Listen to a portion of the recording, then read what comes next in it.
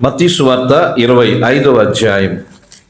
Mathews gospel chapter 25 14వ వచనం నుండి 30వ వచనం వరకు మనము ధ్యానం చేస్తున్నాం. ఈ భాగాన్ని మనము దరిదాపు 4 వారాల నుంచి ధ్యానం చేస్తున్నాం. ఆయన రాకడికి యుగ సమాప్తికి సూచనలు ఏమిటి అని శిష్యులు అడిగినప్పుడు ప్రభువు ఎన్నో విషయాలు 24వ అధ్యాయంలో తెలియజేశారు. 25వ అధ్యాయంలో 3 ఉపమానములు చెప్తున్నారు. ఈ మత్తయి సువార్త 25వ అధ్యాయంలో ప్రభు 3 ఉపమానాలు చెప్పాడు. మొదటి ఉపమానము బుద్ధిగల కన్యకలు, బుద్ధి లేని కన్యకలు. రెండవ ఉపమానము యజమానుడు దాసులు తలాంతులు పొందుట. మూడవ ఉపమానము గొర్రెలు మేకలు. ఇవన్నీ కూడా రాకడికి యుగ సమాప్తికి సంబంధించిన ఆ బోధలో భాగంగానే యేసు ప్రభు ఈ ఉపమానాలు తెలియజేస్తున్నారు. అయితే మనం ఈ రెండవ ఉపమానాన్ని ధ్యానం చేస్తున్నాం. యజమానుడు దాసుడు 5 తలాంతులు, 2 తలాంతులు, 1 తలాంతు. దేవుడు యజమానుడిని చూసాము, దేవుడు తలాంతులు ఇచ్చేవాడిని చూసాము, దేవుడు ఇచ్చిన తలాంతులకి లెక్క అడిగేవాడిని చూసాము, దేవుడు ఇచ్చిన తలాంతులకి మన దగ్గర నుంచి స్పందించేవాడిని చూసాము. అంతేకాదు, ఒకవేళ మనం దేవుడిచ్చిన తలాంతుల విషయంలో మనం నమ్మకంగా ఉండకపోతే శిక్షించేవాడిని కూడా చూశాను.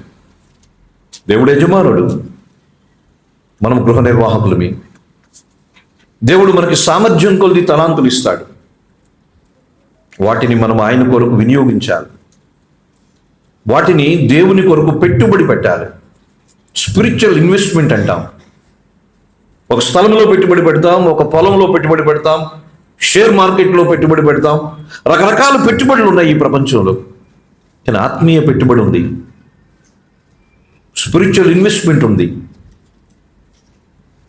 ఆత్మీయంగా మనం పెట్టుబడి ఎలా ఉంది? ఆ కొన్న ప్లాట్ స్థలం ఇప్పుడు చాలా బాగా పెరిగింది, కొన్న ఇండ్లు ఇప్పుడు బాగా పెరిగింది, బంగారం చాలా పెరిగింది. మరి ఆత్మీయంగా మన పెట్టుబడి ఏముంది? దేవుడు అంటున్నాడు, నువ్వు పెట్టుబడి పెట్టు అంటున్నాడు, వ్యాపారం చెయ్యు అన్నాడు. 17వ వచనంలో చూస్తే, అలాగనే 16వ వచనంలో మనం చూస్తాం. 5 తలాంతులు తీసుకున్నవాడు వెళ్ళి వాటితో వ్యాపారం చేశాడు. వ్యాపారం చేయటం అంటే పెట్టుబడి పెట్టాడు. దేవుడు మనకిచ్చిన ప్రతి దాన్ని పెట్టుబడి పెట్టి దేవుని కొరకు దాన్ని ఎక్కువ చేయాలి. దేవుని కొరకు దాన్ని ఎక్కువ చేయాలి. జాగ్రత్త వినండి.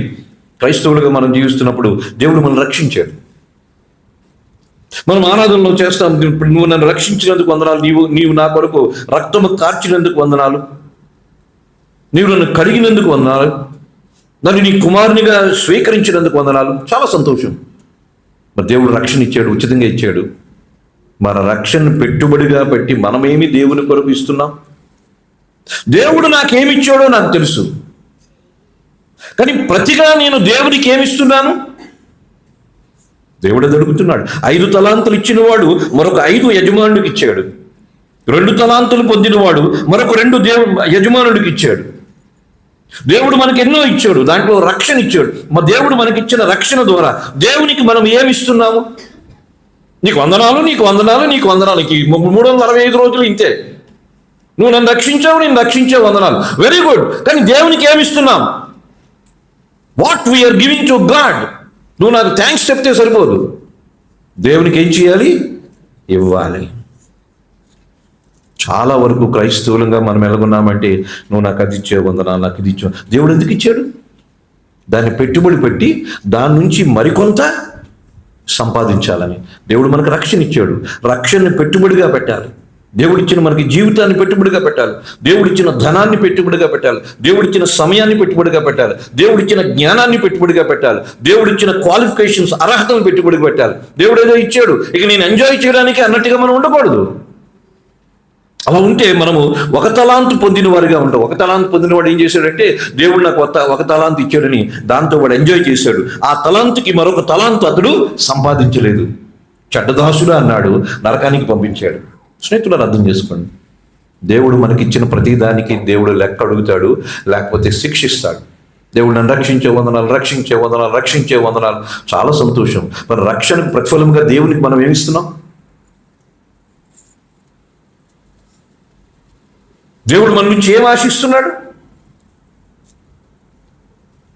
మన పిల్లల మీద మనం పెట్టుబడి పెడతాం, లక్షలు పెట్టుబడి పెట్టి చదివిస్తాం కదా, లక్షలు పెట్టి. ఇంటర్మీడియట్ ఎడ్యుకేషన్ 2 years కలిపి 6 lakhs అవుతుంది.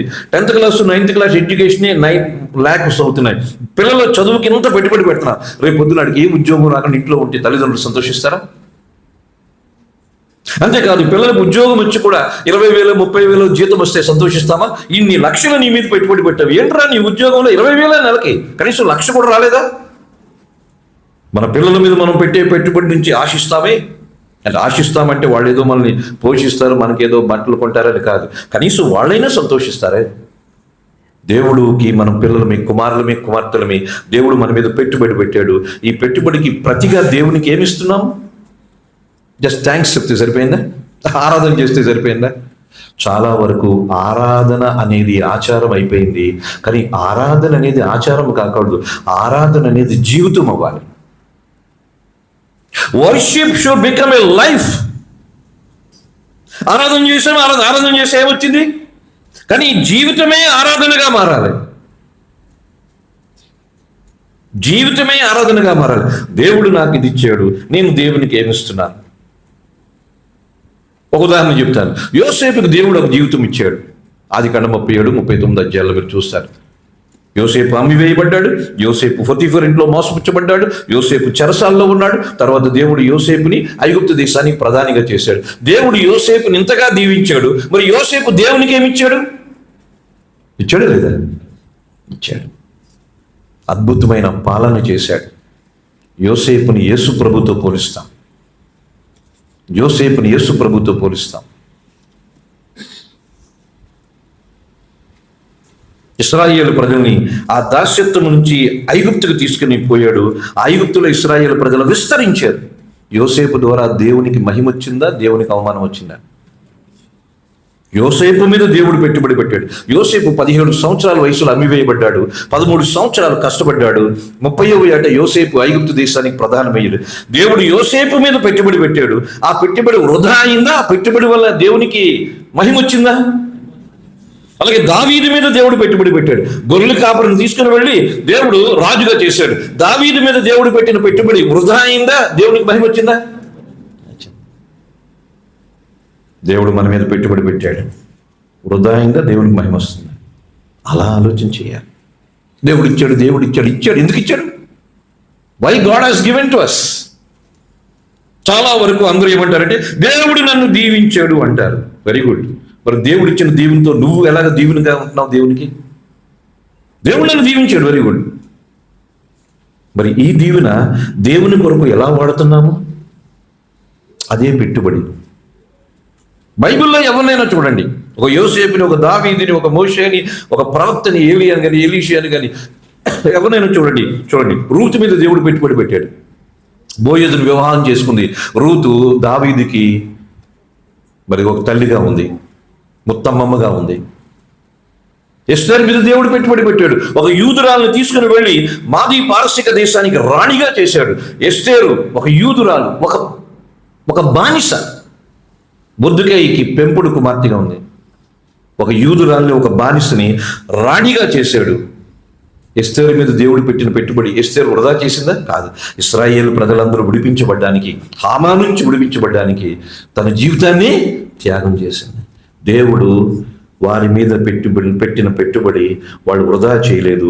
వాళ్ళు తిరిగి దేవుని కొరకే జీవించారు. దానియేలు మీద దేవుడు పెట్టుబడి పెట్టాడు. దానియేలుని బబులోను సామ్రాజ్యంలో దేవుడు ప్రధానుల్లో ముఖ్యుడిగా చేశాడు. దానియేలు ఒక బానిస, బబులోను సామ్రాజ్యంలో వీళ్ళందరూ బానిసలు. బానిసని దేవుడు ఉన్నతమైన స్థితిలోకి తీసుకుని వెళ్ళాడు. అంటే దేవుడు వారి మీద పెట్టుబడి పెట్టాడు. ఆ పెట్టుబడికి తగినట్టుగా దానియేలు జీవించాడా లేదా? మరి మనం జీవిస్తున్నామా? దేవుడు మన మీద ఇన్వెస్ట్ చేశాడు. మన పిల్లల మీద పెట్టుబడి పెడితే అది పాస్ అవ్వకుండా సరైన ఉద్యోగం రాకపోతే తల్లిదండ్రులు ఎంత బాధపడతారు. అలాగే మనం పెట్టుబడి పెట్టి ఒక 50 లక్షలు పెట్టి ఒక స్థలం కొన్నాం, ఆ వాల్యూ పెరగకుండా వాల్యూ తగ్గిపోతే ఎంత బాధపడతాం. అలాగే దేవుడు మన మీద పెట్టుబడి పెట్టాడు. దేవుడు పెట్టిన పెట్టుబడి ఎంత అంటే తన ప్రాణమే ఇచ్చాడు. He gave his life as an investment. మరి దేవుడు ఇంత పెట్టుబడి పెడితే మనం దేవునికి ఏమిస్తున్నాం?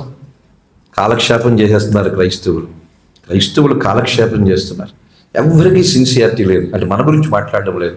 బికాజ్ ఐ మూవ్ అరౌండ్, నాకు తెలుసు కాబట్టి సాదా సీదా భక్తి చేసేస్తున్నారు. దేవుడు మన మీద పెట్టుబడి, మనల్ని రక్షించాడు అంటే పెట్టుబడి పెట్టాడు. ఆయన జీవితమే రక్తమే ఇచ్చాడంటే మన మీద పెట్టుబడి పెట్టాడు. ఆ పెట్టుబడికి తగినట్టుగా మనం స్పందించాలి. 5 తలాంతులు ఇచ్చిన వాడు పెట్టుబడి పెట్టి మరొక 5 సంపాదించాడు. 2 తలాంతులు పొందినవాడు మరి 2 సంపాదించాడు. కానీ 1 తలాంతు పొందినవాడు దాని భూమిలో పాతి పెట్టేశాడు. అంటే వాడు ఏ పెట్టుబడి పెట్టకుండా, నువ్వు నాకు ఇచ్చావు, నీకు వందనాలు, నీకు నాకు ఇచ్చావు వందనాలు, జీవితాంతం వాళ్ళు బతికేశాడు. అందుకని చివరిలో అంటున్నాడు, చెడ్డు దాసుడు అన్నాడు. స్నేహితులారా, అర్థం చేసుకోండి, దేవుడు ఇచ్చిన ప్రతి దానికి దేవుడు లెక్క అడుగుతాడు. దేవుడు ఇచ్చిన ప్రతిదానికి దేవునికి లెక్క. ఈ ప్రపంచంలో ఎవరికి లెక్క చెప్పకపోవచ్చు. దేవుడు ఇచ్చిన ప్రతిదానికి దేవుడు లెక్క. దేవుడు మనకి 2 పిల్లలు ఇస్తే 2 పిల్లల్ని దేవుని కొరకు పెంచాలి. తెలుసా? 2 పిల్లలు దేవుని కొరకు పెంచాలి. పిల్లలు దేవుని పెట్టుబడి. కొన్నిసార్లు మన పిల్లలు మన మాట వినకపోవచ్చు. అది మన చేతుల్లో ఉండదు. ఎందుకంటే మరి దావీదుకి దరిదాపు 17-18 మంది సంతానం. దావీదు సంతానంలో అందరూ దావీదులే ఉన్నారా? అమ్నోను లేడు, అబ్షలోము లేడు, అదునయి లేడు. వీళ్ళందరూ దేవుని మీద, దావీదు మీద తిరుగుబాటు చేసి వినిపారు. అంటే దేవుడు మనకిచ్చిన పిల్లల్ని దేవునికి తిరిగి ఇవ్వగలుగుతున్నామా అంటే సేవకులుగా కాదు, దేవుని కొరకు జీవించేలాగా దేవుని విషయంలో పెట్టుబడి పెట్టాను. స్పిరిచువల్ ఇన్వెస్ట్మెంట్ అంట. ప్రతి ఒక్కరూ ఆ పెట్టుబడి పెట్టారు. దయచేసి అర్థం చేసుకోండి, మన వయసు ఎంత, ఇప్పుడు ఆత్మీయ విషయాల్లో మనం ఎంత పెట్టుబడి పెట్టాం. మత్తయి సువార్త 6వ అధ్యాయం దయచేసి ఒకసారి చూడండి. మత్తయి సువార్త 6వ అధ్యాయం 19వ వచనం 20వ వచనం. భూమి మీద మీ కొరకు ధనము కూర్చుకొనవద్దు, అక్కడ చిమిటియు తుప్పును తినివేయును, దొంగలు కన్నం వేసి దొంగిలించెదరు. పరలోకముందు మీ కొరకు ధనము కూర్చుకొనడి, అచ్చటి చిమిటి అయినను తుప్పైనను దాన్ని తినివేయదు, దొంగలు కన్నం వేసి దొంగిలించరు. నా పిల్లలకు అదే చెప్తాను. దేవుడు మీకు మంచి చదువు ఇచ్చాడు. నా పిల్లల గురించి దేవుని విషయంలో నేను ఎప్పుడు కృప చెప్తాను. ఎందుకంటే ఏ రిజర్వేషన్ లేకుండా ఫ్రీ సీట్లో ఐఐటీలో చదివారు, ఉస్మానియా మెడికల్ కాలేజీలో చదివారు. No reservation, open category. వాళ్ళ చదువులకి నేను రూపాయి పైసా ఖర్చు పెట్టలేదు. ఎన్ఐటీలో ఫ్రీ సీటు, ఐఐటీలో ఫ్రీ సీటు దేవుడు ఇచ్చాడు. అందుకని నేను అంటాను, దేవుడు మీకు ఇచ్చాడు, మీరు దేవుని కొరకు జీవించాలి. ఏదో చదువుకున్నామంటే కుదరదు, పెద్ద చదువులు చదువుకున్నామంటే కుదరదు. ఇదేం అతిశయంగా చెప్పడం లేదు, రెస్పాన్సిబిలిటీ ఎక్కువగా ఉంది. పిల్లల విషయంలో దేవుడు నాకు బాధ్యత ఇచ్చాడు. నేను జాబ్కి రిజైన్ చేసిన తర్వాత నిజంగా వాళ్ళని చదివించాలంటే మరి ఐఐటీస్లో కానీ, ఉస్మానియా మెడికల్ కాలేజీలో కానీ ఈ ఫీజులతో చదివించాలంటే నేను చదివించగలను. అంటే ఇప్పుడు పాపకి నేను బి కేటగిరీ సీట్ చదివించగలను. సంవత్సరానికి 12 లక్షలు, 4 సంవత్సరాలు 48 లక్షలు, అంటే దాదాపు 60 లక్షలు అవుతుంది మెడిసిన్ చెప్తాను. నేను అన్నాను, నో, నథింగ్ డూయింగ్. అది దేవునికి మహిమ కాదు. డొనేషన్ ఇచ్చి చదివించడం అనేది దేవునికి ఎప్పుడు అవమానమే. దాని విషయంలో దేవునికి ఎవరు సాక్ష్యం చెప్పకండి. డొనేషన్ ఇచ్చి చదివించిన వాళ్ళు దేవునికి సాక్ష్యం చెప్పకండి. అది సాక్ష్యం కాదు, చెడ్డ సాక్ష్యం. దేవుడు మనకి ఇచ్చాడు పిల్లలు బాగా చదువుకున్నారు. పిల్లలకు మనం నేర్పించాలి, అరే నీకు ఈ ఉద్యోగము, ఈ చదువు దేవుడు ఇచ్చాడు, నువ్వు తిరిగి దేవుని కొరకు నీ ఉద్యోగాన్ని, నీ చదువుని వాడాలి. అంతేగాని నేనేదో గొప్ప ఉద్యోగం చేసి ఊరేగడం కాదు. నా పిల్లలిద్దరికి అది చెప్తాను, మీరు ఎంత చదువుకున్నా, ఎంత విపరీతమైన జీతాలు వస్తున్నాయి వాళ్ళకి కదా బాబు, ఎంత వచ్చినా దేవుని కొరకు నువ్వేం చేస్తావు? మనం వెళ్ళిపోతూ డాడీ 50,000 మందిరం కన్స్ట్రక్షన్ కొరకు ఉంచండి అని ఇచ్చి వెళ్ళిపోయింది. అంటే ఇదేదో ఒక ఇన్స్టాల్మెంట్ అనుకుంటా, భవిష్యత్తులో కూడా ఇంక ఇన్స్టాల్మెంట్స్ ఉన్నాయి. అంటే డబ్బులు ఇవ్వడం గురించి నేను చెప్పడం లేదు, దేవుని కొరకు జీవించు. నేను ఎప్పుడు వాళ్ళకి అదే చెప్తాను, దేవుడు మీకు చదువు ఇచ్చాడు, ఉద్యోగాలు ఇచ్చాడు, దేవుని కొరకు మీరేం చేస్తున్నారు? అక్కడ మంచి చర్చికి వెళ్తున్నారు, మంచి బ్యూటిఫుల్ చర్చ్ దొరికింది. నేను చెప్పాను, ఆ చర్చికి వెళ్ళడం కాదు, చర్చిలో ఇన్వాల్వ్ అవ్వండి. చర్చిలో ఏదో ఒక పని మీరు చేయండి. చర్చికి మీరు సపోర్ట్గా ఉండండి. నన్ను ఇక్కడికి ఏం పంపించవలసిన పని లేదు. మీరు ఎక్కడికి వెళ్తారో అక్కడ బాగుంటే అక్కడే ఇవ్వండి. ఆ చర్చిని స్పిరిచువల్గా బాబు ఏంటో ఐఏఎం చదివాడు, ఇదేంటో ఐఐటి చదివింది. మీరు ఆ చర్చికి బ్లెస్సింగ్గా ఉండండి. మీరు వెళ్ళే చర్చికి మీరు బ్లెస్సింగ్గా ఉండండి. Give something back to the church. మన పిల్లలకి అది చెప్తున్నామా? మన పిల్లలకి అది చెప్తున్నామా? ఎక్కడున్నా సరే ఆ సంఘానికి మనం మేలుకరంగా ఉండాలి. స్నేహితులారా, ఇక్కడ మనమందరం ఈ సంఘానికి మేలుకరంగా ఉండాలి. అంటే కానుకలు ఇవ్వడం మన గురించి నేను చెప్పడం లేదు, ఏదో ఒక రకంగా సహకారులుగా ఉండాలి చర్చ్కి. మా రెండో పాపకి అదే చెప్పాను. ఎమ్మాన్యుయల్ హౌస్ ఆఫ్ వర్షిప్కి వెళ్తుంది, హైదరాబాద్లో మంచి ఫెలోషిప్ అది, ఈ హౌ అని అంటాం. దానికి మేలుకరంగా ఉండు, మేలుకరంగా ఉండు. మనం ఎక్కడ మనకు దేవుడు పిల్లలు ఇచ్చాడు, పిల్లల్ని తిరిగి దేవునికి ఇవ్వాలి. అన్నాకి దేవుడు కుమారుని ఇచ్చాడు, కుమారుని దేవుడు అన్న ఏం చేసింది తిరిగి. అన్న విశేషం ఏమిటంటే తర్వాత 5 పుట్టారు అన్నాకి, కానీ 5 పుడతారని తెలియకుండానే ఉన్నవాడిని దేవుడికి ఇచ్చేసింది. మనం వాళ్ళకి ఇస్తామా? దేవుడు తర్వాత ఇస్తాడు అంటేనే ఇస్తాం, కానీ తర్వాత అన్నాకి పిల్లలు పుడతారో లేదో అన్నాకి తెలియదు. ఇస్తానని మాట ఇచ్చింది, దేవునికి ఇచ్చేసింది. మనం ఇస్తాం అలాగా? అన్న లాంటి వాడు అనుకుందాం. దేవుడు ఇస్తే ఇవ్వడానికి రెడీగా ఉన్నాం, కానీ దేవుడు తిరిగి అన్నాకి ఇస్తాడో లేదో తెలియదు తర్వాత కాలంలో. కానీ ఉన్నవాడిని పాలు వదిలిన వెంటనే తీసుకుని వెళ్ళి ఏలీ దగ్గర షిలోహులో ఉంచేసింది. దేవుడు మనకిచ్చిన పిల్లల్ని దేవుని కొరకు పెంచండి, అదే పెట్టుబడి, అదే పెట్టుబడి. దేవుడు మనకిచ్చింది ఏదైనా సరే దేవుని కొరకు వాడండి, అదే పెట్టుబడి. మనం పెట్టే పెట్టుబడి మనకి ఎప్పుడు నష్టాన్ని తీసుకుని అర్థం చేసుకోండి. ఈ లోకంలో షేర్ మార్కెట్ డౌన్ అవ్వచ్చేమో, రియల్ ఎస్టేట్ డౌన్ అవ్వచ్చేమో, కానీ దేవుల్లో పెట్టే పెట్టుబడి ఎప్పుడు డౌను అర్థం చేసుకోండి. మా నాన్నగారు అమ్మగారు ఉన్నప్పుడు మా నాన్న అమ్మ ఎక్కువగా సేవకులకు ఇచ్చేవాడు. మాకు ఇవ్వడం మానేసి ఎక్కువ సేవకులకు ఇచ్చేవాడు.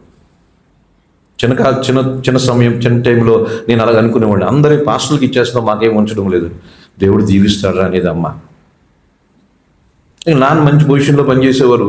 ఇక కొంచెం ఆదాయం ఉందంటే చాలామంది ఈ రోజుల్లో కదా ఆ రోజుల్లో కూడా వచ్చేవాళ్ళు.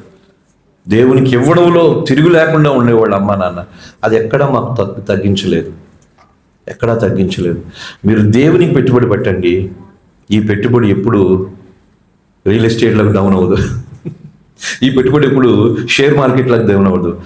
దేవునికి పెట్టే పెట్టుబడి దేవుడు 100 రెట్లు అంటాడు కదా, 100 రెట్లు, ఇక ముందు 100 రెట్లు అంటే 100 రెట్లు మల్టిప్లై అయ్యేది ఎక్కడ ఉంది ప్రపంచంలో?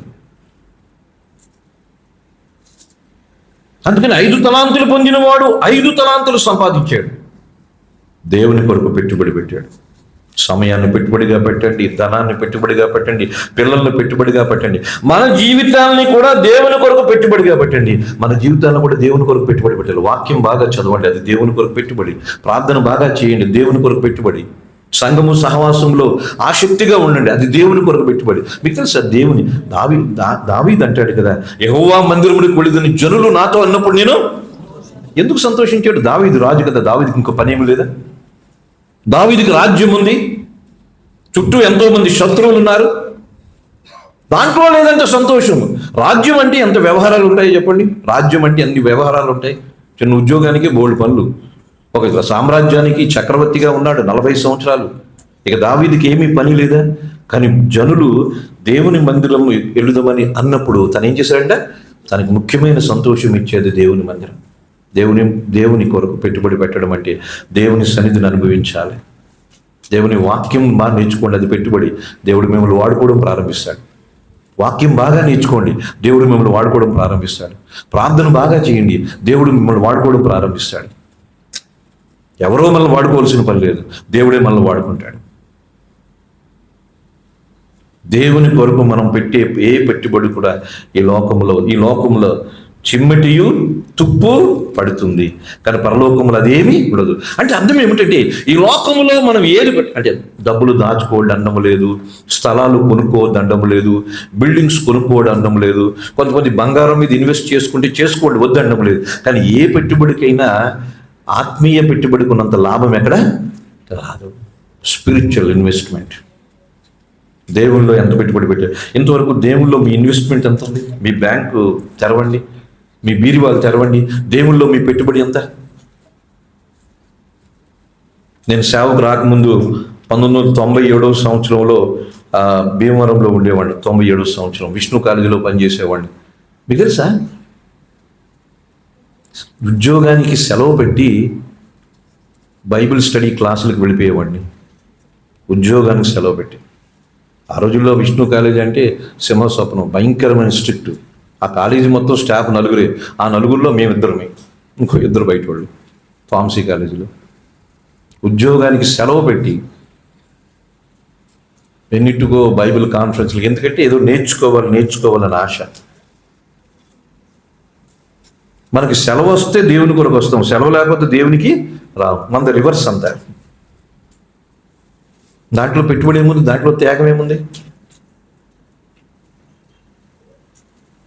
నెహెమ్యా గ్రంథం 2వ అధ్యాయంలో చూస్తే నెహెమ్యా అర్తహషస్త రాజు దగ్గరికి వెళ్ళి అంటాడు, రాజా, మా పితరులు ఉండే పట్టణము ఆ ప్రాకారములు కాల్చివేయబడ్డాయి, గుమ్మాలు కాల్చివేయబడ్డాయి, ప్రాకారములు కూల్చివేయబడ్డాయి. నీ అనుమతిస్తే నేను యెరూషలేముకు వెళ్ళి ప్రాకారములు కడతాను. నెహెమ్యా ఎవరు? ఉద్యోగస్తుడు. ఏ ఉద్యోగస్తుడు?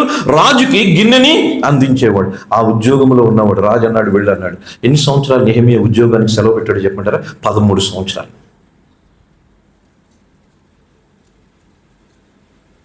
మనం దేవుని కొరకు ఒక గంట ముందుకు రాలేము, కానీ దేవుడు అన్నీ చేశాడు. ఎందుకు చేస్తాడు? చెయ్యడు. దేవుని కొరకు ఏది పెట్టుబడి? ఖాళీగా ఉంటే చేసేది కాదు భక్తి, ఖాళీ చేసుకుని చేసేది భక్తి. మరొకసారి చెప్తాను, ఖాళీగా ఉంటే కాదు చేసేది భక్తి, ఖాళీ చేసుకుని చేసేది భక్తి. సెలవులు ఉంటే కాదు దేవుని కొరకు వాడవాలి, సెలవు పెట్టి దేవుని కొరకు వాడవాలి. డబ్బులు ఉంటే కాదు చేసేది, డబ్బులు లేకపోయినా చేయాలి. పేద విధవరాల్లాగా దేవునికి పెట్టే పెట్టుబడి వృధా కాదు. నేను ఎక్కడ థియాలజీ చదవలేదు, కానీ థియాలజన్స్కే వాక్యం చెప్తాను. నేను ఎక్కడ బీటీహెచ్ ఎంటీహెచ్ చేయలేదు, కానీ బీటీహెచ్ ఎంటీహెచ్ చదివిన వాళ్ళకే వాక్యం చెప్తాను. దేశంలో ఎన్నో వందల కొద్ది సేవకులకు ట్రైనింగ్ ఇచ్చాను, ఇంటర్నేషనల్గా కూడా చెప్తున్నాను. ఎందుకంటే మనం పెట్టే పెట్టుబడి ఒక రోజున దేవుడు దాన్ని పిలుస్తాడు. దేవుని కొరకు పెట్టుబడి పెట్టండి. దేవుడు మిమ్మల్ని కూడా ఖాళీ లేకుండా వాడుకుంటాడు. నేను దాదాపు 28 సంవత్సరాల నుంచి మినిస్ట్రీలో ఉన్నాను. విష్ణు కాలేజీ దగ్గర చర్చ్ స్టార్ట్ చేశాను, మీకు తెలుసు. అది వేరే వాళ్ళకి అప్పగించాను. ఎందుకు ఏమి చెప్తున్నానంటే, మనం దేవుని కొరకు పెట్టుబడి, సమయాన్ని, వాక్యాన్ని, ప్రార్థనని, ఉన్న కొంత ధనాన్ని పెట్టుబడి పెడితే అది వృధా కాదు. ఆత్మీయ పెట్టుబడికి నష్టము లేదు. ఇప్పుడు రియల్ ఎస్టేట్ పూర్తిగా పడిపోయింది, ఎక్కడ లేదు కదా. కానీ స్పిరిచువల్ పెట్టుబడికి ఎప్పుడు నష్టపడదు. అందుకని ఈ ఆత్మీయ ఇన్వెస్ట్మెంట్ని దేవుడు కోరుకుంటున్నాడు మన నుంచి. వ్యక్తిగతంగా కోరుకుంటున్నాడు ప్రార్థనకి, వాక్యానికి సమయం.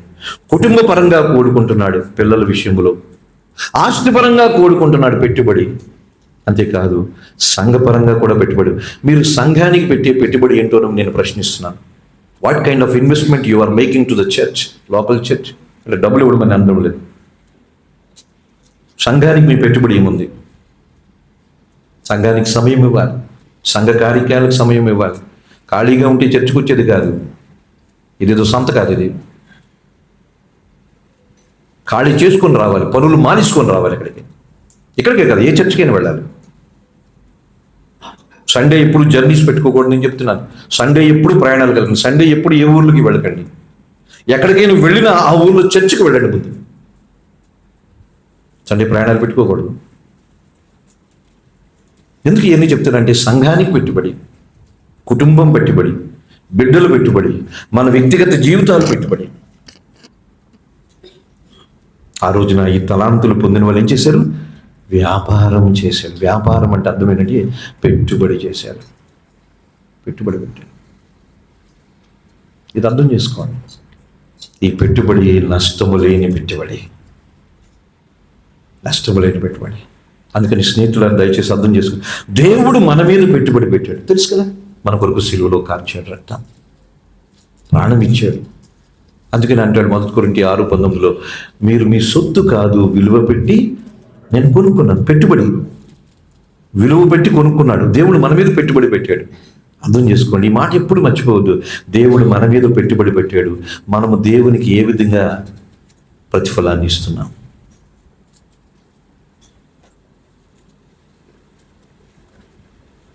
103వ సంకీర్తనలో ఒక మాట అంటాడు చూడండి, భక్తుడు ఒక మాట అంటాడు. ఇది కొన్నిసార్లు మనం చూసినట్లయితే ఇక దేవునికి మనం ఏం చేయగలం అన్నట్టుగా ఉంటుంది.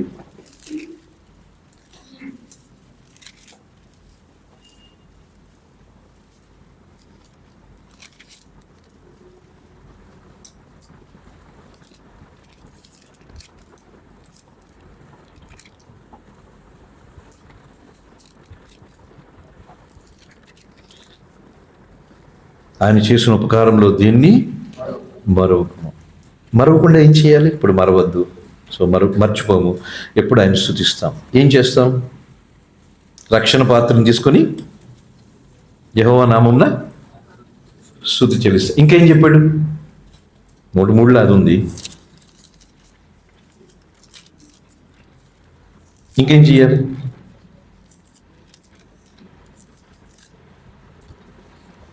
116వ సంకీర్తన చూడండి, 12 వచనం. 116వ సంకీర్తన 12. ఇది చాలా విచిత్రంగా ఉంటుంది ఈ వచనము. 116వ సంకీర్తన 12 వచనం. యెహోవా నాకు చేసిన ఉపకారములన్నిటికీ నేనేమిస్తాను అనుకో. యెహోవా నాకు చేసిన ఉపకారం నేనేమిస్తాను ప్రభు? ఏమీ లేదు. ఏమీ లేదా? నిజంగా ఏమీ లేదు. ఈ వచనం దగ్గర ఆగిపోతే ఎలా ఉంటుందంటే, యెహోవా నాకు చేసిన ఉపకారములకు నేనేమి చెల్లించదు, ఏమీ లేదు. ఇంక ఏముందంటే 13వ వచనంలో రక్షణ పాత్రను చేత పట్టుపుచ్చుకొని యెహోవా నామమున ప్రార్థన. అంతేనా? యెహోవా చేసిన ఉపకారాలకు ఏం చేస్తాను? ఏమీ లేదు, నాకు ఏమీ లేదా? సో రక్షణ పాత్రను చేత పుచ్చుకొని యెహోవా నామమున ప్రార్థన. అంతేనా? తర్వాత చదవండి. మొక్కుబళ్ళు చెల్లిస్తుంది. అది ముఖ్యమైనది. చాలామంది ఇక్కడే ఆగిపోతారు. 13వ వచనంలో ఏముందిలే, రక్షణ పాత్రను చేత పుచ్చుకొని సులువు కదా, ఇక్కడ ఖర్చు లేనిది. ఇది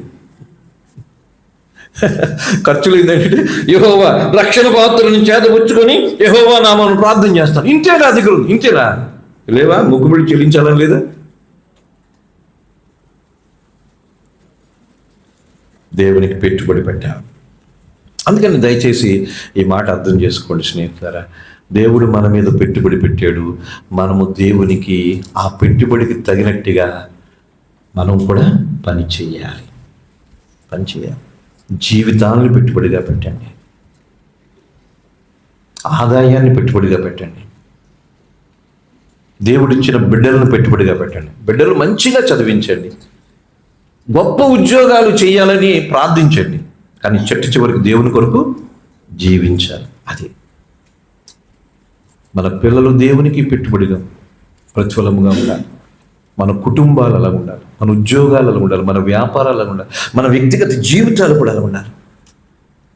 సంఘానికి, దేవునికి మనము పెట్టుబడి పెట్టి 5 తలాంతులు పొందినవాడు మరొక 5 సంపాదించినట్టుగా మనం జీవించాలి. సో మీరు ఈ ప్రశ్న వేసుకోండి ఈ రోజు నుంచి. దేవుడు నా మీద పెట్టుబడి పెట్టాడు. ఈ పెట్టుబడిని నేను పెంచుతున్నానా, తగ్గిస్తున్నానా?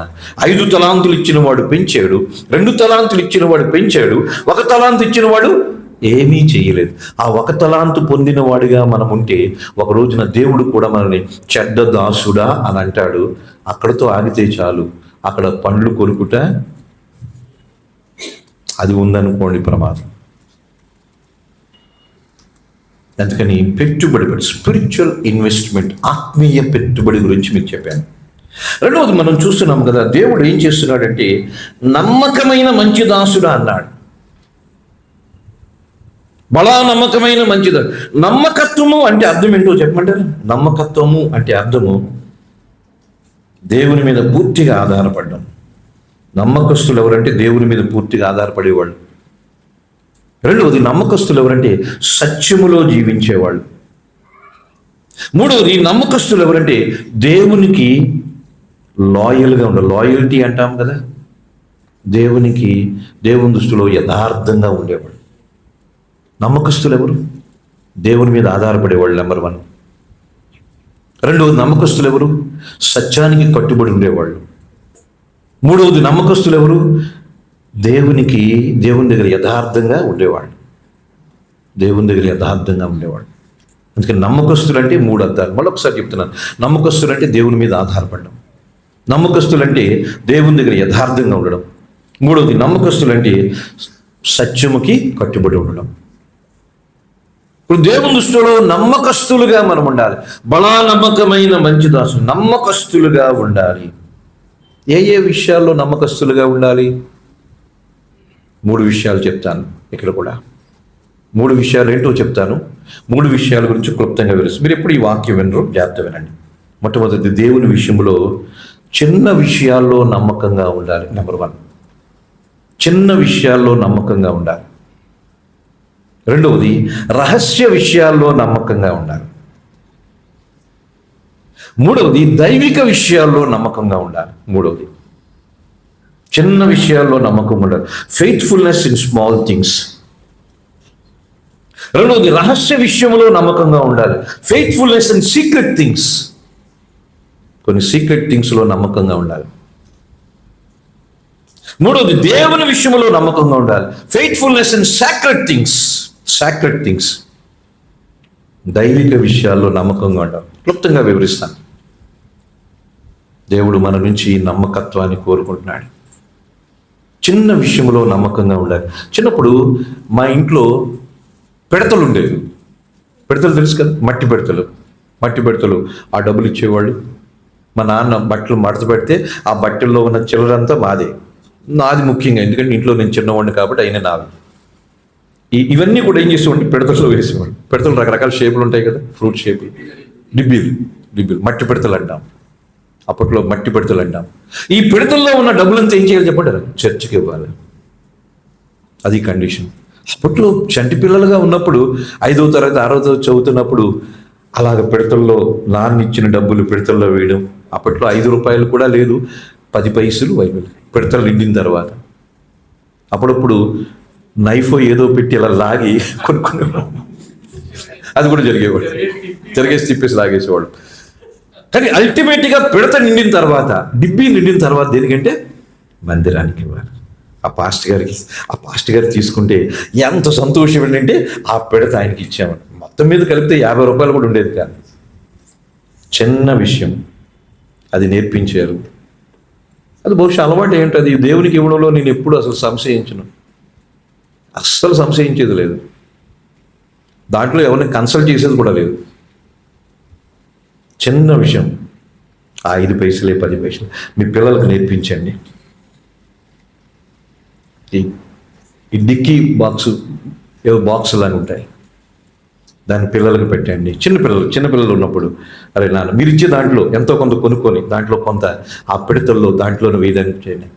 అది దేవుని. ఒకప్పుడు ఉండేది ఆ పద్ధతి, ఇప్పుడు లేదు. పిడతలు అలా ఉండి మొత్తం పిల్లలందరూ కూడా సండే స్కూల్ వాళ్ళ సంవత్సరం చివరిలో మందిరానికి తీసుకుని వచ్చేవాళ్ళు. పాస్టర్ గారు ప్రార్థన చేసి దేవుడిని వాళ్ళు దీవించలేదు. అది ఏదో ఆనందం, పిల్లలకి ఏంటో ఆనందం, సంథింగ్ అంటే దేవునికి ఇవ్వడంలో ఆనందం. అది తల్లిదండ్రులు నేర్పించారు. చిన్న విషయాల్లో నమ్మకత్వం పిల్లలుగా ఉన్నప్పుడు నేర్పిస్తే పెద్దోళ్ళుగా ఉంటారు. అప్పుడు నేర్చుకోకపోతే ఇప్పుడు నేర్చుకోం, తీయడానికి కష్టమైపోద్ది కొన్నిసార్లు. మీ చంటి పిల్లలకు నేర్పించండి. పెద్దవాళ్ళకి నేర్పించవలసిన పర్లేదు, కానీ పెద్దవాళ్ళకి ఆ దశం భాగాలు ఏదో మొత్తానికి దేవునికి కూడా నేర్పించండి. జీతాలు పొందుతున్న వాళ్ళకి చిన్నపిల్లలకు నేర్పించండి. చిన్న విషయాల్లో నమ్మకం. ఆ రూపాయి విషయంలో, ₹1 విషయంలో, ఆ ₹10 విషయంలో నమ్మకం. చిన్న విషయంలో, ఆ పెన్సిల్ విషయంలో, ఆ ఎరేజర్ విషయంలో నమ్మకం. అదే మీ ఫ్రెండ్స్ నుంచి దొంగిలించకుండా చూడాలి. చిన్న విషయాల్లో నమ్మకంగా. మనకు తెలుసు కదా, చిన్నప్పుడు ఒక కథ ఉండేది. ఒక తల్లి కొడుకు ఉండేవాడంట. కొడుకు ఒక పెన్సిల్ దొంగతనం చేస్తే తల్లి ముద్దు పెట్టుకునేదంట. ఎరేజర్ దొంగతనం చేస్తే తల్లి ముద్దు పెట్టుకునేదంట. ఒక రోజున వాడు పెద్ద దొంగ అయిపోయి జైల్లోకి వెళ్ళాడంట. జైల్లోకి వెళ్తే వాడు జైల్లోకి వెళ్ళిన తర్వాత వాళ్ళ అమ్మ చూడడానికి వచ్చిందంట. అమ్మ అడిగిందంటే, ఏంటి బాబు జైల్లోకి అంటే, నువ్వు ఇట్రా అన్నాడంట. తల్లి దగ్గరకు నువ్వు చూపు చూపించావు అన్నాడంట. చెవులో విషయం చెప్పాలన్నాడంట. చెవు ఇస్తే చెవు కొరికాడంట. చెవు కొరికి ముక్కు కింద కొరిసాడంట. ఏరా కొరికేమంటే, చిన్నప్పుడు చిన్న దొంగతనాలు చేస్తూ ఉంటే మా బాబాయ్ అన్నావు, ఇప్పుడు పెద్ద దొంగతనాలు చేశాను, ఇప్పుడు నేను జైల్లో ఉన్నాను. చెవు కొరికేసాడంట. పిల్లలు చిన్న విషయంలో నమ్మకంగా ఉండండి. మీ పిల్లలకి సండే స్కూల్లో చెప్పండి. సండే స్కూల్లో టీచర్ గారు వాక్యం చెప్తున్నారు, నమ్మకంగా ఉండాలి, జాగ్రత్తగా ఉండాలి, కదలకూడదు, అటు ఇటు కదలకూడదు, మంచినీళ్ళు కానీ అటు ఇటు వెళ్ళకూడదు. నమ్మకంగా ఉండాలని చెప్పండి. సండే స్కూల్ కానుకల విడుదలలో నమ్మకం ఉండాలని చెప్పండి. ఆ ఇచ్చిన అప్పచెప్పవలసిన ఆ వర్సెస్ వచనాలు నమ్మకంగా ఉండాలని చెప్పండి. పిల్లలకి చిన్నతనం నుంచి నేర్పించండి. చిన్న విషయాల్లో పెద్దవాళ్ళుగా ఉన్న మనం కూడా చిన్న విషయాల్లో కూడా నమ్మకంగా ఉండాలి. మనం పెద్దవాళ్ళమయ్యా. చూడండి, లూకాసు వార్త 16వ అధ్యాయం 10వ వచనం. లూకాసు వార్త 16వ అధ్యాయము 10వ వచనం చూద్దాం. లూకా 16:10. మిక్కిలి కొంచెములో నమ్మకంగా ఉన్నవాడు ఎక్కువలోనూ నమ్మకముగా ఉండును. మిక్కిలి కొంచెములో అన్యాయముగా ఉండేవాడు 10 రూపాయల దగ్గర నమ్మకంగా ఉండేవాడు 10 లక్షల దగ్గర కూడా నమ్మకంగా ఉంటాడు. 10 రూపాయల దగ్గర నమ్మకం లేనివాడు 10 లక్షల దగ్గర కూడా నమ్మకంగా ఉన్నాడు. మనం ఎలా ఉంటున్నాం? కొంచెములో కూడా నమ్మకంగా ఉండండి. చిన్న చిన్న పనుల్లో కూడా నమ్మకంగా ఉండండి. స్విచ్ ఆపడంలో నమ్మకంగా ఉండండి. నీళ్లు వాడడంలో నమ్మకంగా ఉండండి. ప్రతి విషయంలో నమ్మకంగా ఉండండి. ఒక వైట్ పేపర్ విషయం, నేను కాలేజీలో ప్రిన్సిపాల్గా చేసినప్పుడు ఒక వైట్ పేపర్ కూడా తీసుకునేవాడిని కాదు, ఒక పెన్ కూడా తీసుకునేవాడిని కాదు, కాలేజీ ల్యాండ్ ఫోన్ వాడేవాడినే కాదు. వాడుకునే స్వేచ్ఛ ఉంది, వాడుకునేవాడిని కాదు. పర్సనల్ దానికి వాడుకునేవాడిని కాదు. వాడుకుంటే అడిగేవాడు లేడు. పేపర్లో ఒక కట్ట తెచ్చేసుకున్న రీమ్ తెచ్చేసుకుని అడిగేవాడు ఎవడు లేడు. కానీ వాడే కొంచెమే, దాంట్లో మనం రాజీ పడిపోయి ఏమి కోర్టు సంపాదించేదేమి. చిన్న విషయాల్లో నమ్మకం, చిన్న విషయాల్లో నమ్మకం. చిన్న విషయాల్లో నమ్మకంగా ఉన్నవాళ్ళే మిక్కిలి కొంచెములో నమ్మకంగా ఉంటేనే పెద్ద విషయాల్లో నమ్మకంగా ఉంటారు. కొంచెములోనే, కొంచెమే కదా, 10 రూపాయలే కదా అని అనుకుంటే భవిష్యత్తులో పెద్ద విషయంలో కూడా అపనమ్మకంగానే ఉంటాం. ఎలా ఉన్నాం మనం? దేవుడు నమ్మకస్తులు అంటున్నాడు. బలా నమ్మకమైన మంచి దాసుడు అన్నాడు. అసలు నమ్మకత్వంలో దేంట్లో ఉండాలంటే ప్రతి చిన్న విషయంలో నమ్మకంగా ఉండాలి. Every small things we have to be faithful. దావీదు గొర్రెలు కాసుకోవడంలో నమ్మకంగా ఉన్నాడు, అందుకని దేవుడు రాజ్యాన్ని ఇచ్చాడు. గొర్రెలు కాసుకోవడంలో నమ్మకంగా ఉన్నాడు. గొర్రెలు ఏంటి? ఆఫ్టర్ ఆల్ గొర్రెలు. ఆ గొర్రెలు కాసుకోవడంలో నమ్మకంగా ఉన్నాడు. ఓహో, ఇది బాగుంది అనుకున్నాడు. ఇశ్రాయేలు దేశాన్ని ఇచ్చాడు, ఎందుకంటే కొంచెంలో నమ్మకంగా ఉన్నాడు. రాజ్యాన్ని అప్పగించాడు. దానియేలు తినే ఆహారము పానీయం విషయంలో దానియేలు గ్రంథం 1వ అధ్యాయం 8వ వచనం, రాజు పెట్టే ఆహారమును రాజు ఇచ్చే పానీయము తాకూడదని దానియేలు ఇచ్చించి కొంచెం తినే తిండిలో త్రాగే దాంట్లో నమ్మకంగా ఉన్నాడు. బబులోను సామ్రాజ్యానికే ప్రధానంలో ముఖ్యుడిగా అయిపోయాడు, పెద్ద దాంట్లో పెట్టాడు, అక్కడ నమ్మకంగా ఉన్నాడు. కొంచెంలో నమ్మకంగా ఉంటే దేవుడు పెద్దలో నమ్మకం ఉంచాడు. కొంచెంలోనే మనం రాజీ పడిపోతే పెద్ద పొజిషన్ రాదు. దావీదు గొర్రెలను పెంచే విషయంలో నమ్మకంగా ఉన్నాడు, అందుకే రాజ్యాన్ని అప్పగించేశాడు. దానియేలు ఆహారము పానీయ విషయంలో నమ్మకంగా ఉన్నాడు, సామ్రాజ్యంలో ప్రధానుల్లో ముఖ్యుడు అయిపోయాడు. మనం ఎలా ఉన్నాం? మనం ఎందుకు అభివృద్ధి చెందడం లేదు? ఒకవేళ అభివృద్ధి చెందడం లేదు అనుకుంటే కొంచెములో నమ్మకంగా ఉంటే దేవుడు ఎక్కువలో కూడా నమ్మకంగా ఉంటారు, కాబట్టి ఎక్కువ దేవుడు ఇస్తాడు. ఆ చిన్న పనులు. Mordecai security guard. అర్థహశస్త రాజ్యంలో మొర్దెకై ఒక సెక్యూరిటీ, ద్వారబంధము దగ్గర నిలబడి ఒక సెక్యూరిటీ గార్డు. ఆ చిన్న స్థితిలో ఏటీఎం దగ్గర సెక్యూరిటీ గార్డ్ అనుకోవచ్చు మొర్దెకై. ఆ సెక్యూరిటీ పనిలో మొర్దెకై నమ్మకంగా ఉన్నాడు. తర్వాత మొర్దెకైని ఎంతగా దేవుడు హెచ్చించాడు? రాజు తర్వాత రాజుగా చేశాడు. కొంచెములో నమ్మకము ఉంటే ఎక్కువలోనూ నమ్మకంగా ఉంటాము, కాబట్టి దేవుడు ఎక్కువగా చేస్తాడు. కొంచెంలో నమ్మకంగా ఉండండి. చిన్న చిన్న పనుల్లో కూడా నమ్మకంగా ఉండండి. చిన్న చిన్న పనుల్లో కూడా నమ్మకంగా ఉండండి. అందుకని దేవుడు నమ్మకత్వాన్ని ఎక్కడ కోరుకుంటున్నాడు అంటే కొంచెంలో నమ్మకాన్ని కోరుకుంటున్నాడు. చిన్న చిన్న విషయాల్లో కూడా మనం నమ్మకంగా ఉండాలి. రెండవది, దేవుడు నమ్మకత్వాన్ని ఎక్కడ కోరుకుంటాడు? రహస్య విషయాల్లో నమ్మకంగా ఉండాలి. Secret things. మన ఆలోచనలో నమ్మకంగా ఉండాలి. ఆలోచనలో నమ్మకంగా ఉండాలి. ఇది ఎవరికీ తెలియదు, మనం చేసే ఆలోచనలు ఎవరికీ తెలియదు. మన ఆలోచనలో నమ్మకంగా ఉన్నామా? ఎక్కడో ఈ వేరే ఊరు వెళ్తాము, ఇక్కడ ఉన్నవాళ్ళు ఎవరు అక్కడ ఉండరు, అక్కడ ఏం చేసినా మనల్ని అడిగేవాళ్ళు ఉండరు, మనల్ని చూసేవాళ్ళు ఉండరు, మనల్ని ప్రశ్నించేవాళ్ళు ఉండరు. ఆ ఊర్లో నమ్మకంగా ఉండగలుగుతున్నామా? దేవుడు చూస్తున్నాడని. రహస్య విషయాల్లో నమ్మకం. చూడండి మత్తయి సువార్త 6వ అధ్యాయం 4వ వచనం. మత్తయి సువార్త 6వ అధ్యాయం 4వ వచనాన్ని చూస్తే, అట్లయితే రహస్యమందు చూచు నీ తండ్రి, దేవుడు ఎక్కడ చూస్తున్నాడు? రహస్యములో చూస్తున్నాడు. 6వ వచనం, నీవు ప్రార్థన చేయనప్పుడు నీ గదిలోనికి వెళ్ళి తలుపు వేసుకుని రహస్యమందున నీ తండ్రికి ప్రార్థన చేయము, అప్పుడు రహస్యమందు చూచి నీ తండ్రి ప్రతిఫలం ఇస్తాడు. 18వ వచనం, అప్పుడు రహస్యమందు చూచిన దేవుడు ప్రతిఫలం ఎప్పుడు ఇస్తున్నాడో చెప్పాడరా? సీక్రెట్ ప్లేస్లో, రహస్యమందు మన ప్రవర్తన బట్టి దేవుడు ప్రతిఫలము. అందరి ముందు మనం భక్తులమే, అందరి ముందు మనం నీతిపరులమే. ప్రైజులాడు బ్రదరు, ఎంత భక్తుడో ఎవరు లేనప్పుడు నీ భక్తి తెలుస్తుంది. అందరి ముందు ప్రైజులాడు, అందరి ముందు ప్రైజులాడు, అతి వినయం ప్రదర్శిస్తూ ఉంటారు. ప్రైజులాడు బ్రదరు, ఎవరు లేనప్పుడు వాడి గురించి ఎంత చెడ్డగా మాట్లాడుతున్నాం, ఎవరు లేనప్పుడు వాడి గురించి చెడ్డగా మాట్లాడుతున్నాం, వాడి గురించి చాడేది చెప్తున్నాం. ఎదురుగా మాత్రం భక్తిని ప్రదర్శిస్తున్నాం.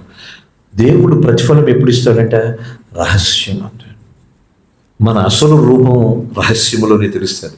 ఇది పబ్లిక్గా అందరమే పరిశుద్ధులమే, నీతిమంతులమే, గొప్పవాళ్ళమే. అవునా కదా? బహిరంగంగా అందరమే భక్తులు. బహిరంగంగా ఎవరైనా పాపం చేస్తారా? ఎవరు చేయరు. భయం, ఎక్కడ దొరికిపోతావా? కానీ రహస్యంలో, సో రహస్యమందు మన ఆలోచనలో కానీ, మనం వేరే ఊర్లో వెళ్తున్నప్పుడు కానీ, ఎవరు మనతో ఉండనప్పుడు కానీ, రహస్య జీవితంలో మనం దేవునికి నమ్మకంగా ఉండాలి. అది కూడా important. We should be faithful in our secret life. రహస్య జీవితంలో అందరి ముందు ఎలా మాట్లాడతామో అందరి వెనక అలాగే మాట్లాడాలి. ముందు ఏంటో గొప్పవాళ్ళు, సిస్టర్ గొప్పది, బ్రదర్ గొప్పది, వెనకేదో గోతులు తిరుగుతూ ఉంటుంది. రహస్యం ముందు సరిగ్గా లేదు. మనం ముందు తిట్టాలనుకున్నా ముందు తిట్టండి, వెనక తిట్టండి. అది పబ్లిక్, అది ఓపెన్, అది ఇంటిగ్రిటీ అంటాం, అది యథార్థత. వెనక ఒక మాట ముందు ఒక మాట అనకూడదు.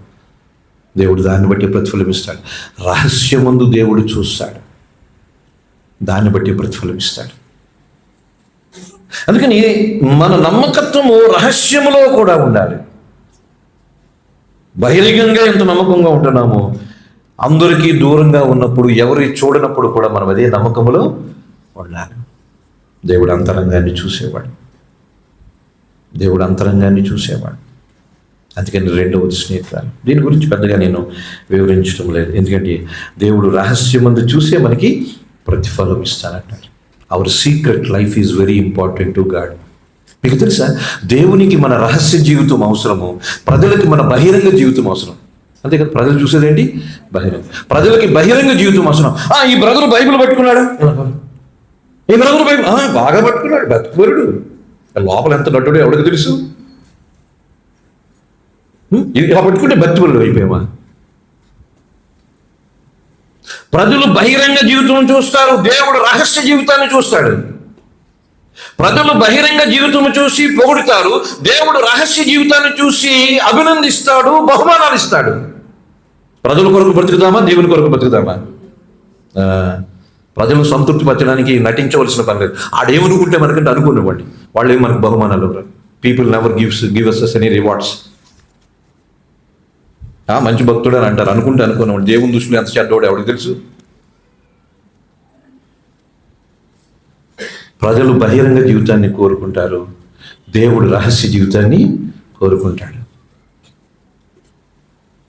కొన్నిసార్లు మన బహిరంగ జీవితం కొంతమందికి ఆటంకంగా ఉంటుంది, కానీ మన రహస్య జీవితం ఆటంకంగా ఉండకపోవచ్చు. ప్రజలందరినీ ఇష్టపడకపోవచ్చు. నేను చాలా స్థలాలకి వెళ్తూ ఉంటాను, మీటింగ్స్. రేపు మంగళవారం, బుధవారం పొన్నూరు వెళ్తాను. పొన్నూరులో పబ్లిక్ మీటింగ్స్, నిడుబ్రోలు అంటాం కదా, బాపట్ల దగ్గర పొన్నూరులో అలా వెళ్తూ ఉంటాం. కొన్నిసార్లు కొంతమందికి కొన్ని వాక్యాలు ఇష్టం ఉండదు, మానేస్తాం, చీరాలు వెళ్ళిపోతాం. ఏమైపోయింది? ఎక్కడికి కాకపోతే చీరాలు వెళ్ళిపోతాం. లేదా మే ఫస్ట్ వీక్లో ఒంగోలులో మీటింగ్స్ ఉన్నాయి, అక్కడికి వెళ్తాను. ఏమైంది? ఎవరినో రాజీ చేయడానికి నేనెందుకు రాజీ పడా? మనం దేవుని దృష్టిలో నమ్మకంగా ఉండాలి. బహిరంగంగా మళ్ళీ కొంతమంది అంగీకరించకపోవచ్చు, బహిరంగంగా మన మీద కొంతమంది రకరకాలుగా మాట్లాడుకోవచ్చు. ఒక ఆయన ఎవరు ఉన్నారంటే గాబ్రియల్ సాల్మన్ గారికి సేవ అనుభవం లేదన్నాడు. నేను 97వ సంవత్సరం నుంచి మినిస్ట్రీలో ఉన్నాను, వాడికి ఏం తెలుసు అసలు? ఈ ఊర్లోనే ఒక సేవకుడు అన్నాడంట, నేను దేశమంతా తిరిగినోడిని అంటే ఏదో ఒకటి అనాలి. సరే అనుకుంటే అనుకున్నప్పుడు దానికి ఏం లేదు అంటే ఇది అంటే దేవుడు బాహ్యాన్ని, ఎందుకంటే నేను బాహ్యంగా బయటికి వెళ్ళినప్పుడు టీషర్ట్లు వేసుకెళ్తాను. అమ్మో సేవకు టీషర్ట్ వేసుకెళ్ళాడు, ఏ పాపం అది, నీ లోపల మోసము దగ అబద్ధాలు ఉన్నాయి, దానికి ఎవరికి ఇస్తాను? నేను టీషర్ట్ వేసుకోవడం పాపం, నేను టీషర్ట్ వేసుకుంటాను, నాకు ఇష్టం అది, నువ్వెవడో చెప్పడానికి? చూసారా, ప్రజలు బాహ్య జీవితాన్ని చూస్తారు, దాన్ని బట్టి మన మీద జడ్జిమెంట్ ప్రజలు ఇస్తారు. కానీ దేవుడు రహస్య జీవితాన్ని చూశాడు, దాన్ని బట్టి దేవుడు ప్రతిఫలం ఇస్తాడు. స్నేహితులు అర్థం చేసుకోండి, ప్రజల కొరకు బ్రతికితే మోసం చేస్తాం, దేవుని కొరకు బ్రతకండి, దేవుడు దీవిస్తాడు. ప్రజల కొరకు జీవించడానికి ప్రయత్నం చేస్తే మ్యానిపులేషన్లు చేస్తాం, అవునా? మ్యానిపులేషన్ చేస్తాం, ప్రజలను తృప్తిపరచడానికి ఏం చేస్తాం? వాళ్ళు చూస్తారు వీళ్ళు చూస్తారని చెప్పి మ్యానిపులేషన్ చేస్తాం. కానీ దేవుని కొరకు జీవిస్తే అంతరంగాన్ని క్లియర్గా ఉంచుకుంటాం. దీవించేవాడు దేవుడు, ప్రజలు కాదు.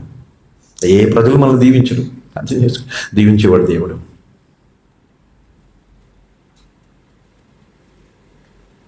అందుకని నమ్మకత్వము చిన్న విషయాల్లో ఉండాలి. రెండోది నమ్మకత్వము రహస్య విషయంలో ఉండాలి.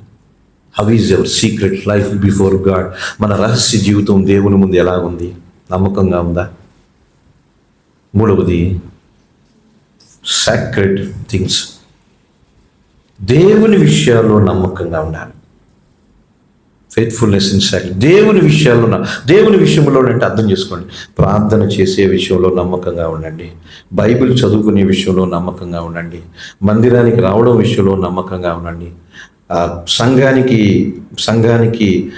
సంఘ కార్యక్రమాల విషయంలో నమ్మకంగా ఉండండి. ఫెయిత్ఫుల్నెస్ ఇన్ సాక్రెడ్ థింగ్స్, మీ వ్యక్తిగత ప్రార్థనలో నమ్మకంగా ఉండండి. అది మీకు దేవునికి, మీరు ఎన్ని గంటలు ప్రార్థన చేస్తున్నారు, ఎన్ని నిమిషాలు ప్రార్థన చేస్తున్నారు, ఇది మీకు దేవునికి సంబంధించింది, ఎవరికి చెప్పుకోవలసిన పని ఏమీ లేదు. దాంట్లో నమ్మకంగా ఉండండి, దేవుడు దీవిస్తాడు. మీ అనుదిన వాక్య ధ్యానములో నమ్మకంగా ఉండండి. అధ్యాయాలు చదువుతున్నారు, వచనాలు చదువుతున్నారు, వాక్యములో నమ్మకంగా ఉండండి, దేవుడు దీవిస్తాడు. తర్వాత సంఘం విషయంలో కూడా నమ్మకంగా ఉండండి. ఫెయిత్ఫుల్నెస్ టువర్డ్ ద చర్చ్, సంఘం విషయంలో కూడా నమ్మకంగా ఉండండి. దయచేసి సంఘాన్ని ఒక రిక్రియేషన్ స్థలంగా భావించవద్దు, సంఘాన్ని టైం ఉన్నప్పుడు వచ్చేదిగా భావించవద్దు, సంఘానికి నమ్మకంగా ఉండాలి. సాక్రెడ్ ఫెయిత్ఫుల్నెస్ ఇన్ సాక్రెడ్, సంఘం విషయంలో కూడా నమ్మకంగా ఉండండి. సంఘానికి నమ్మకంగా రావాలి, ఖాళీ ఉంటే రావడం కాదు, ఖాళీ చేసుకుని రావాలి. సంఘం విషయంలో నమ్మకంగా ఉండండి. ఒక భక్తుడు అంటాడు, చర్చ్ కావలసిన వాళ్ళు చర్చ్కి వస్తారు, చర్చ్ అవకలేని వాళ్ళు చర్చికి రారు. సంఘము మనుషుల కొరకు లేదు, సంఘము మనుషుల కొరకు ఉంది, మనుషులు సంఘం కొరకు లేరు. సంఘం మనుషుల కొరకు ఉంది, కానీ మనుషులు సంఘం కొరకు లేరు. సంఘానికి నమ్మకంగా ఉండాలి. సో వ్యక్తిగత ప్రార్థనలో నమ్మకంగా ఉండాలి, వాక్య ధ్యానంలో నమ్మకం ఉండాలి, చర్చికి నమ్మకంగా ఉండాలి, చర్చిలో ఫెయిర్గా ఉండాలి, నమ్మకంగా ఉండాలి. ఎలా నమ్మకంగా ఉన్నారో మీకు మీరే ప్రశ్నించుకోండి. మన ఆధ్యాత్మిక జీవితంలో నమ్మకంగా ఉండాలి, మన స్పిరిచువల్ లైఫ్లో, మన ఒక క్రిస్టియన్గా జీవిస్తున్నాం సమాజంలో, మీరు పనిచేసే స్థలంలో, ఉద్యోగం చేసే స్థలంలో ఒక క్రిస్టియన్గా నమ్మకంగా ఉండాలి. ఇవి నమ్మకత్వం. దైవిక విషయాల్లో నమ్మకత్వం, వ్యక్తిగత ప్రార్థనలో నమ్మకంగా ప్రార్థన చేసుకోండి, రోజు ప్రార్థన చేసుకోండి. వాక్య ధ్యానంలో రోజు వాక్యం ధ్యానం చేసుకోండి, నమ్మకంగా ఉండండి. అది మీకు దేవునికి సంబంధించింది. సంఘం మీద నమ్మకంగా ఉండండి. అడిగినా అడగపోయినా, మెసేజ్లు పెట్టినా పెట్టకపోయినా చర్చికి రావాలి అంతే, టైంకి రావాలి అంతే. నమ్మకం అది. అది నమ్మకంగా ఉండేవాళ్ళు మెసేజ్ పెట్టినా రాకపోయినా చర్చికి వస్తారు. ఇక ఊరికే వెనకుండి గేదెను లాగినట్టుగా ఎవరు లాగడం, తాడు పట్టుకొని లాగినట్టుగా. అది పశువులు లాగేది, మనుషులు లాగేది కాదు. లాగే బిజినెస్లు ఇక్కడ ఉండవు. సంఘానికి నమ్మకంగా ఉండాలి. ఆధ్యాత్మిక జీవితంలో నమ్మకం, యాజ్ ఎ క్రిస్టియన్ బిలీవర్, ఒక క్రైస్తవుడిగా మనం పనిచేస్తున్న స్థలంలో నమ్మకంగా ఉండాలి. ఇతను మోసగాడు, ఇతను అబద్ధికుడు, ఇతను అది అని ఎక్కడ చెడ్డ పేరు మనకి రాకూడదు. సమాజంలో నమ్మకంగా ఉండండి ఒక క్రైస్తవుడిగా. దేవుడు నమ్మకత్వాన్ని కోరుకుంటున్నాడు. అంటాడు బడా నమ్మకమైన మంచి దాసుడు. దేంట్లో నమ్మకంగా ఉండాలి? మొట్టమొదటిది చిన్న విషయాల్లో కూడా నమ్మకంగా ఉండండి. రెండవది రహస్య విషయాల్లో. మూడవది కళ్ళు మూసుకుందాం, ప్రార్థన చేసుకుందాం. బల్లో పాల్గొందాం. ఫిల్ బ్రదర్ వస్తారు. వాళ్ళు ఇస్తారు. మనం స్నేహితులారా, ఈ విషయాలు నాకు వర్తిస్తాయి. ఏదో వాక్యం బోధించినంత మాత్రాన నేను వాక్యానికి అతీతుడిని కాదు. ఈ అంశాలన్నీ నాకు నేను బోధించుకుంటున్నాను. ఇవందరూ మనకి వర్తిస్తాయి. మనమందరం కలిసి దేవుని కొరకు నమ్మకంగా ఉండాలి. ఆధ్యాత్మిక పెట్టుబడి పెట్టండి. లోకములో పెట్టుబడులు ఏదో ఒక రకంగా నష్టం వచ్చే అవకాశం ఉంటుంది. వద్దు అని అనడం లేదు, కానీ దేవుని విషయంలో కూడా పెట్టుబడి. మీ పిల్లల్ని పెట్టుబడిగా పెట్టండి. మీ ఆదాయాన్ని పెట్టుబడిగా పెట్టండి. మీ సమయాన్ని పెట్టుబడిగా పెట్టండి. మీ జీవితాలను పెట్టుబడిగా పెట్టండి. మీ చదువులను పెట్టుబడిగా పెట్టండి. అలాగే దేవుని విషయంలో నమ్మకంగా ఉందాం. చిన్న విషయంలో కూడా నమ్మకంగా ఉందా. అబద్ధాలు ఆడదు. చేయలేదంటే చేయలేదు. ఎక్కడ అబద్ధాలు ఆడదు. చిన్న విషయంలో, రూపాయి విషయంలో కూడా నమ్మకంగా ఉందాం. రహస్య విషయాల్లో నమ్మకంగా ఉందాం. దైవిక విషయాల్లో నమ్మకంగా ఉందాం. మీ ప్రాంతంలో, మీ వాక్య ధ్యానంలో, మీ కుటుంబం విషయంలో, సంఘం విషయంలో, మీరు పనిచేస్తున్న స్థలంలో నమ్మకం. దేవుడు నమ్మకస్తులను కోరుకుంటున్నాడు. దేవునికి తలాంతులు కలిగిన వాళ్ళు కాదు, నమ్మకస్తులు కోరుకుంటున్నాడు. దాన్ని బట్టి దేవుడు అంటాడు ఒక రోజున, బడా నమ్మకమైన మంచి దాసుడా. బల్లో పాల్గొన్నాను.